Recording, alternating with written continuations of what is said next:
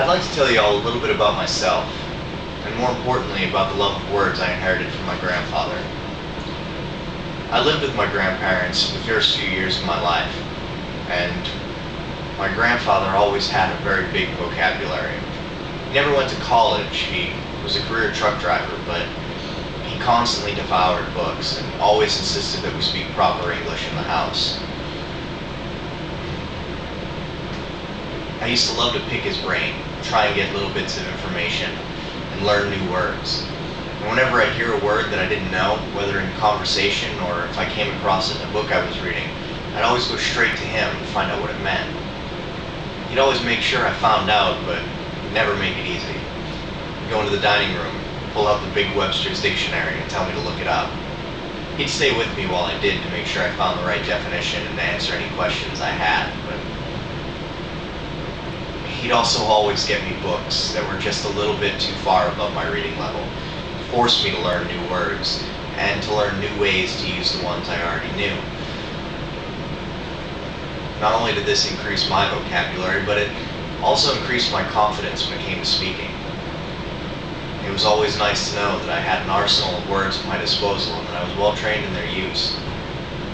I can also credit him with giving me my sense of humor. And that certainly served me well. In high school, it wasn't a big jump to go from cracking people up at the lunch table to caving to peer pressure and signing up to do stand-up at the school talent show.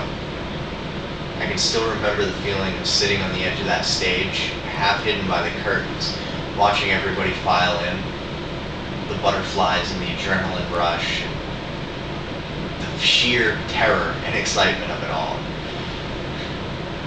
The night didn't go so well, though. You see, the whole talent show was dance numbers and singers, rappers, a human beatbox, and then there was me, the nerdy kid trying to do stand-up.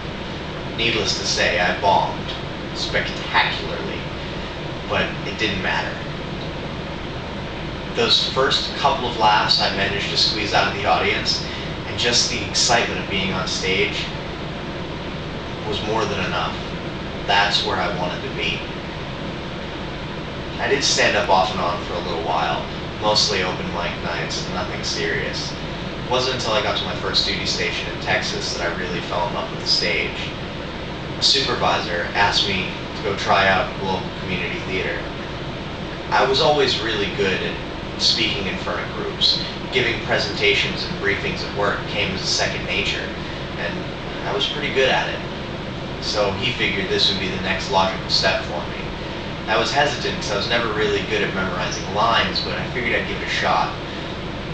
Much to my surprise, not only did I get a role, I got a lead in Neil Simon's Biloxi Blues. That's when I really fell in love with the theater. Everybody wants to be a movie star, but not me. I need an audience.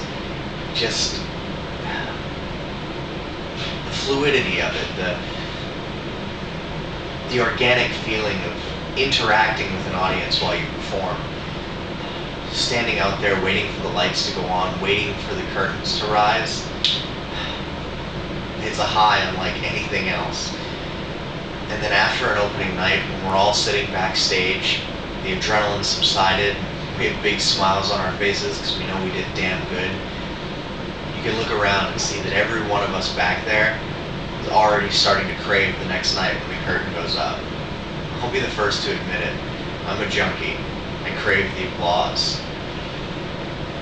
And then after an opening night, when I'm laying in bed, reading a book with my wife sleeping next to me, occasionally I'll still come across a word I don't know. And I'll reach into my bedside table and pull out a Webster's dictionary and look it up. I also keep a picture of my grandfather on the bedside table. And a 3-year-old me sitting on his knee while he reads me a book.